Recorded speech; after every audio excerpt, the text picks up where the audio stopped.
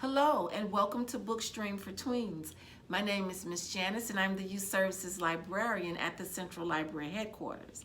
And today I'd like to share with you When You Trap a Tiger by Tae Keller.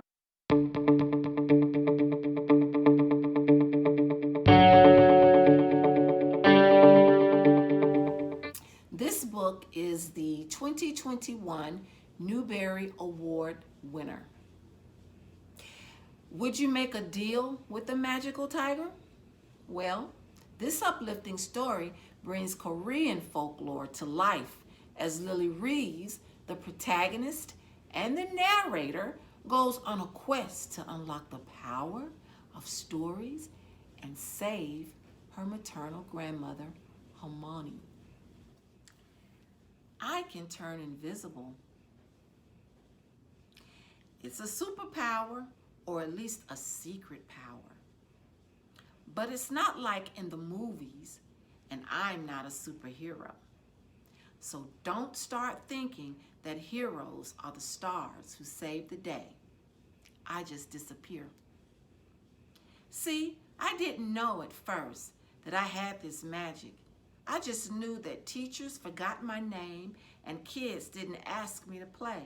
And one time at the end of 4th grade, a boy in my class frowned at me and said, "Where did you come from? I've never seen you here before." I used to hate being invisible, but now I understand it's because I'm magic. My older sister Sam says it's not a real superpower. It's just called being shy. But Sam can be rude. And the truth is, my power can come in handy, like when Mom and Sam fight, like right now. I wrap myself in invisibility and rest my forehead against the back seat window, watching raindrops slide down the side of our old station wagon. "You should stop the cat," Sam says to Mom, except Sam actually says this to her phone because she doesn't look up. She's sitting in the passenger seat with her feet slammed against the glove compartment, knees smashed into her chest, her whole body curled around her glowing screen. Mom sighs. "Oh, please, we don't need to stop. It's just a little rain." But she ticks the windshield wipers up a notch and taps the brakes until we're going slug slow. The rain started as soon as we entered Washington State, and it only gets worse as our car inches past the hand-painted "Welcome to Sunbeam" sign. Welcome to Hermione's town, a town of nonstop rain, its name like an inside joke. Sam smacks her black painted lips. "Okay. That's all, just one letter." She taps her screen, sending bubbles of words and emojis to all her friends back home. I wonder what she's saying in those messages. Sometimes when I let myself, I imagine she's writing to me. "Sam, can you at least try to have a good attitude about this?" Mom shoves her glasses up on her nose with too much force, like her glasses just insulted her and it's personal. "How can you even ask me that?" Sam looks up from her phone, finally, so she can glare at Mom. This is how it always starts. Their fights are loud and explosive. They burn each other up. It's safer to just keep quiet. I press my fingertip against the rain-splattered window and draw a line between the drops, like I'm connecting the dots. Maybe my eyelids go heavy.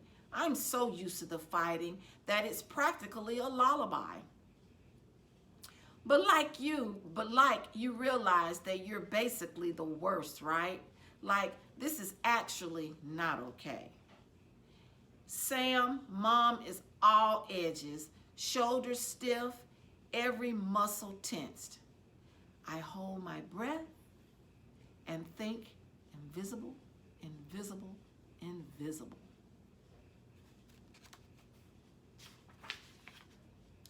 I'm just trying not to think about that. I thought you should spend more time with your grandmother. I thought you enjoyed that. Mom's tone is clipped. The rain has gotten heavier and it sucks up her focus. I gaze out the windshield. The landscape that slips by is peaceful. Gray stones, houses, green grass, gray restaurants, green forests. The colors of sunbeam blur together. Gray, green, and then orange, black. I sit up trying to make sense of the new colors. There's a creature lying on the road ahead. It's a giant cat with his head resting on its paws. No, not just a giant cat, a tiger. The tiger lifts its head as we approach. It must have escaped from a circus or a zoo or something. And it must be hurt. Why else would it be lying out here in the rain? As instinctive kind of fear twists in my stomach, making me car sick. But it doesn't matter. If an animal's hurt, we have to do something. Mom, I interrupt their fight, scooting toward. I think there's... Now a little closer, the tiger doesn't look hurt. It yawns, revealing sharp, 2 white teeth. And then it stands, 1 claw, 1 paw, 1 leg at a time. Girls, Mom says, voice tense, tired. Her annoyance with Sam rarely bleeds onto me. But after driving for 8 hours, Mom can't contain it. Both of you, please, I need to focus on driving for a moment. I bite the inside of my cheek. This doesn't make sense. Mom must notice the giant cat, but maybe she's too distracted by Sam. Mom, I murmur, waiting for her to hit the brakes, and she doesn't. Sometimes the problem with my invisibility is that it takes a little while to wear off. It takes a little while for people to see me and hear me and listen. Listen, this isn't like any tiger. It's not like any tiger I've seen in a zoo. It's huge, as big as our car. The orange in its coat glows, and the black is as dark as moonless light.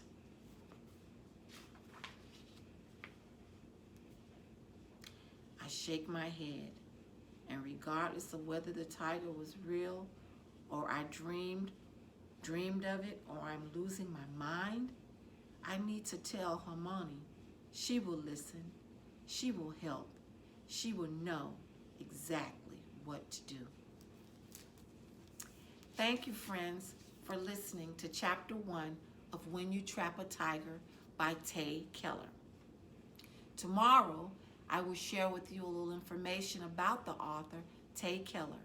So, see you tomorrow for Bookstream for Tweens. Enjoy reading. See you tomorrow. Bye-bye.